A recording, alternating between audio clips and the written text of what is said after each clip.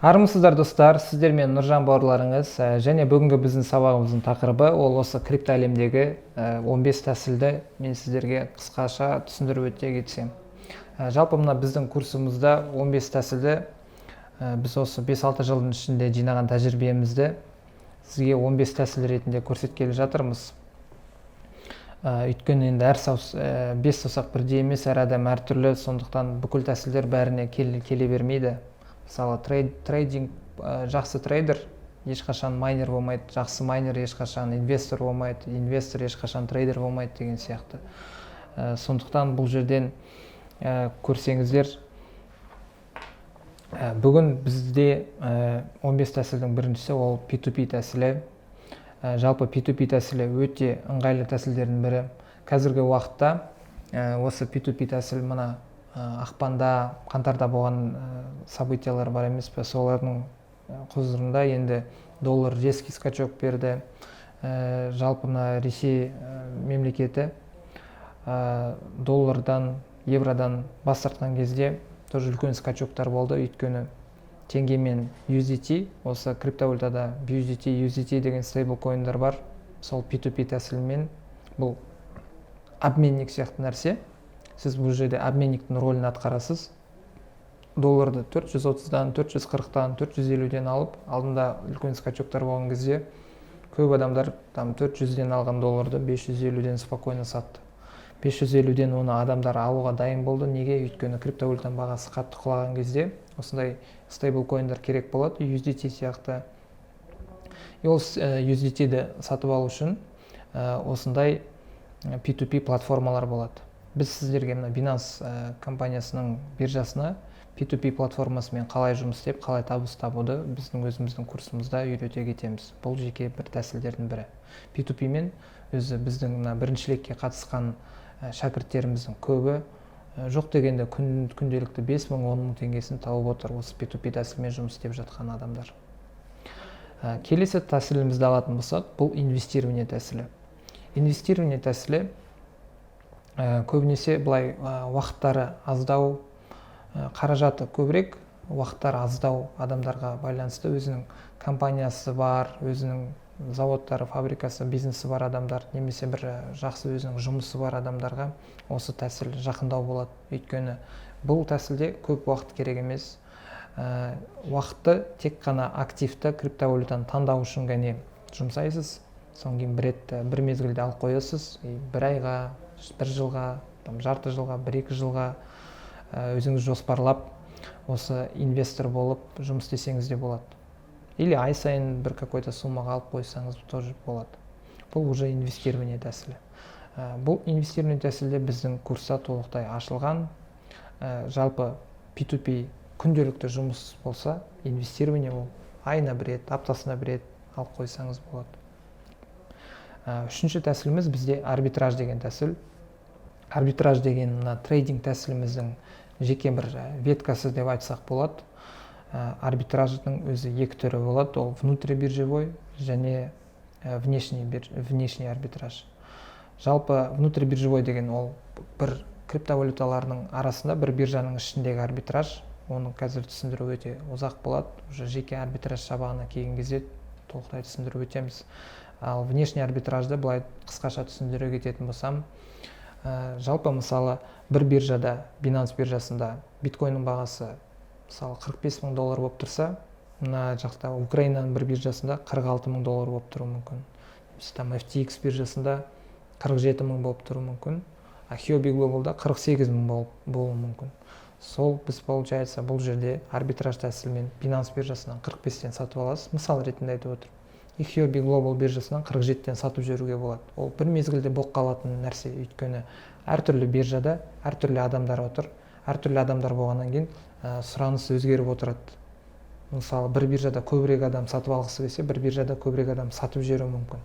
Сондықтан сондай скачоктарды әртүрлі биржалардан разницасынан ұстап отыруға болады.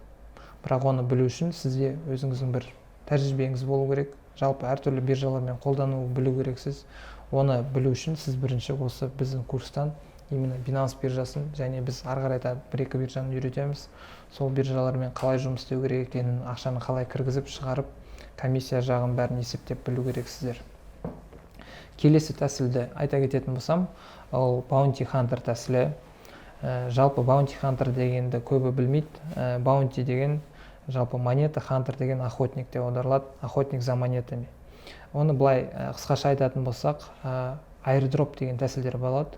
Airdrop деген тәсілдерді жалпы криптовалюта жаңадан шыққан кезде, қазіргі күнде өзі бүгін уже 19 мың криптовалютадай бар. 19 мың криптовалютаның ішінде өте көп криптовалютаны біз білмейміз. Соны біз білмеген кезде жаңа криптовалютаға кішігірім жарнама керек, продвижение жасау керек өз валютасын. Сондай кезде продвижение жасау үшін, олар реклама жасау үшін өзіне осындай airdropтарды тегін раздача жасайды. Оның криптовалюталарды тегін алу үшін сіз мысалы лайк басу керексіз, репост жасау керексіз, Твиттерға, Инстаграмға, әртүрлі парақшаларына подписка жасау керексіз. Сондай кезде сіздерге там не 30 ретінде береді, немесе сразу вознаграждение ретінде береді. Осы airdrop деген тәсіл. Жалпы өзіміздің сабағымызда airdropпен қалай күнделікті тегін токендерді алып отыруға болатындығын түсіндіреміз. Жалпы қандай платформалар бар, қандай тәсілдер бар airdropның, соның бәрін көрсете кетеміз. Келесі тәсіліміз бұл криптогеймер тәсілі. Өте қызықты тәсілдердің бірі. Бұл тәсіл бәріне ұнайды деп ойламаймын, өйткені көбінесе қазір үлкен кісілер көп мынандай компьютермен, телефонмен ойындарды ойнамайды. Бұл тәсіл көбінесе жастарға арналған. Өйткені көп жастарымыз қазір телефонмен, компьютермен уақытын осындай ойынға кетіреді. Жай ғана уақытты ойынға кетіргеннің орнына қазір ойын ойнап, криптовалюта, басқалай бір жарыстарға қатысып ақша жасауға болады, в принципе, ойын саласында. Бұны уже өзінің сабағы келген кезде толығырақ түсіндіреміз. Жалпы бұл тәсілдің мақсаты ойын ойнап ақша табу. Келесі ауқымды тәсіл бұл майнинг саласы. Майнингтің өзі көп түрлері бар. Биткоин мысалы асиктармен майнинг етіледі, басқа альткоиндар видеокарталармен жасалады. Қазір облачный майнинг деген бар, proof of stake майнинг бар, сол облачный. Зеленый майнинг деп айтады. Жалпы майнингті өзі майнинг сабағында кішкене толығырақ түсіндіріп жүреміз. Енді сіздерге түсінікті болу үшін майнинг деген ол жаңа криптовалютаны тапқанның арқасында табыс табу. Жаңа криптовалютаны шығару. Бұл как производство сияқты нәрсе. Трейдинг. Жетінші тәсіліміз бізде трейдинг болып тұр. Трейдинг дегеніміз енді қарапайым тілмен айтқан кезде ол алып сатуға жатады. Мысалы, сіз бір базардан немесе заводтан бір арзандырақ бір нәрсені сатасыз да, оны нарыққа апарып шығарасыз да, үстіне маржасын қосып сатып жіберуіңізге болады. Жай күнде ол кәсіпкер деп айтады, продавец, перепродажа деп айтады, алып сатар деп айтады. Ал именно криптовалюта нарығында бұны криптотрейдер немесе трейдинг деп айтады. Келесі тәсіліміз бұл фермерство тәсілі. 8-ші тәсіл. Бұл жерде сіз жеке платформаларда, PancakeSwap, Uniswap, Aviswap сияқты әртүрлі обменниктарда, децентрализованный биржаларда өзіңіз пул создавать етесіз. Пул деген сіз өзіңіздің ақшаңызды бересіз, ол ақшаны басқа адамдар қолданған үшін сіз өзіңіздің бір табысыңызды көріп отырасыз.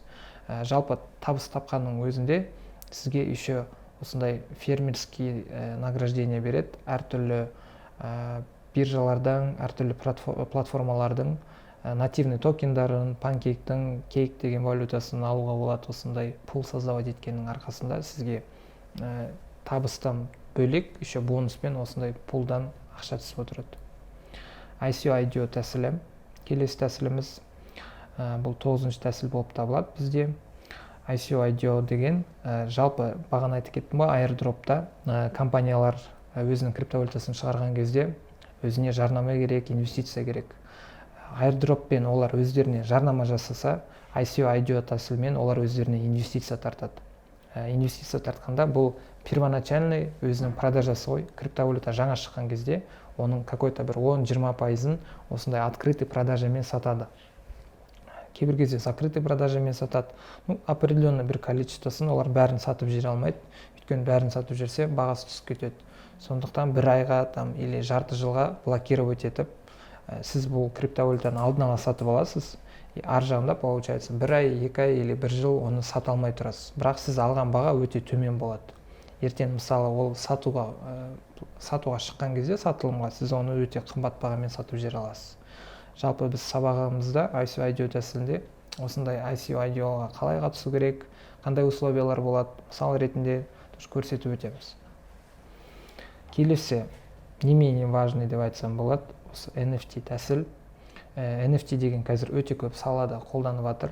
Ойындарда, әртүрлі компаниялардың токендары бар, неше түрлі картиналарды, музыкада, әуенде, клиптарда өте көп жерде қолданып жатыр. Ақырғы NFT проекттар өте қызықты проекттардың бірі. Осы GMT криптовалютасы, Stepn валютасы. Мысалы, адамдар цифровой NFT кроссовканы сатып алады, и сол NFT кроссовкамен приложениясы арқылы күнделікті 5-10 шақырым жүрген адамдарға $50-100 пайда көріп отыр. В принципе, қызық проект, болашағы бар деп ойлаймын. Даже осы проектпен өзі ары қарай дамып кетпесе де, бұл жақсы идея беріп жатыр. Осы NFT саласында осындай проекттарды жасауға болады. Келесі тәсіліміз ол провайдер ликвидности. Жаңағы алдындағы пул фермерствоға да ұқсайды кішкене. Провайдер ликвидности, былай Binance'та да сіз осындай пул жасап, сіздің ақшаңыздан, допустим, 2 криптовалюта саласыз, мысалы биткоин мен доллар болсын, и адамға биткоин керек болса биткоиннан алып отырады, и доллар жағын көбейтіп отырады. Доллар керек болса доллар жағын алып отырады, и биткоин жағын сізге асырып отырады. Сіз бұл жерде как тоже алып-сатар сияқты просто пулға ақшаңызды салып қойып, каждый сделкадан пайыз алып отырасыз. Депозит пен стейкинг. Депозит пен стейкинг тәсілдері көбінесе біздің инвесторларға, ұзақ мерзімдік трейдерларға керек болады. И жалпы көп уақыт кетіргісі келмейтін, жай бір алып қойып, ақшаны көбейтіп өсіретін адамдарға осындай тәсілдер жақын болады. Өйткені депозит стейкинг деген, мысалы мына банктың депозитінде қазір 10-15% годовой беріп отырса, криптовалюта саласында кейбір биржаларда 100% беруі мүмкін, кейбір биржада 1000%-ға дейін беруі мүмкін әртүрлі криптовалюталар. Солардың бәрін қолданып, қалай жұмыс істеп, пайда табуды тоже көрсетіп өтеміз. 13-ші тәсіліміз бізде Launchpad, Launchpool болып тұр. Бұл бір жағынан IDO тәсілдеріне жақын. Бұл именно Binance биржасына жаңа криптовалюта шыққан кезде или шыққалы жатқан кезде алдын ала сатып алу, алдын ала табу тәсілдері. Сіз елден бұрын нарыққа шықпай тұрып, осы криптовалютаны көбірек осы Launchpad, Launchpool арқылы сатып алсаңыз болады. 14-ші тәсіл жалпы сенімді басқару деген тәсіліміз. Бұл тәсілді біз толықтай түсіндіргеннің өзінде де сіздерге рекомендовать ете алмаймыз, өйткені сенімді басқару деген доверительное управление деген біреудің ақшасымен трейдинг жасау немесе инвестор болу. Жалпы бұл жерде сізге біреу ақшаны береді, 1 миллион, 2 миллион. Сіз сол ақшаны айландырып, в принципе, өзіңіздің ертең пайызыңызды, табысыңызды таба аласыздар. 15-ші тәсілге біз бұл жерге өзіміздің криптовалютаны шығару деп жасып қойдық. Жалпы бұл осы криптовалютаның аясындағы тәсілдер, өте көп тәсілдердің осы основной 15 тәсілі бар. Біз өзіміздің курсымызда осылардың көбін түсіндіріп үйретеміз. Мына криптовалюта шығару, в принципе, қатты қиын емес, бірақ бұл үшін біріншіден идея керек, инвестор керек, үлкен команда керек. Болашақта бұйырса өзіміздің криптовалютамызды шығарамыз деп сенімдемін. Әзірше жалпы осы бүгінгі сабағымызды осы жерден ақырындап аяқтасақ болады. Өйткені осы криптовалюта саласында өте көп тәсілдер бар, өте көп направлениялар бар, өте көп ағымдар бар. Сондықтан заманға сай қозғалып, осындай ақпараттармен бөлісіп, бір-бірлеріңіз ары қарай да ізденіп деген сияқты өзіңіздің ойыңызға, өзіңіздің болашағыңызға инвестиция жасаңыз. Назарларыңызға рахмет. Сау саламатта болыңыздар.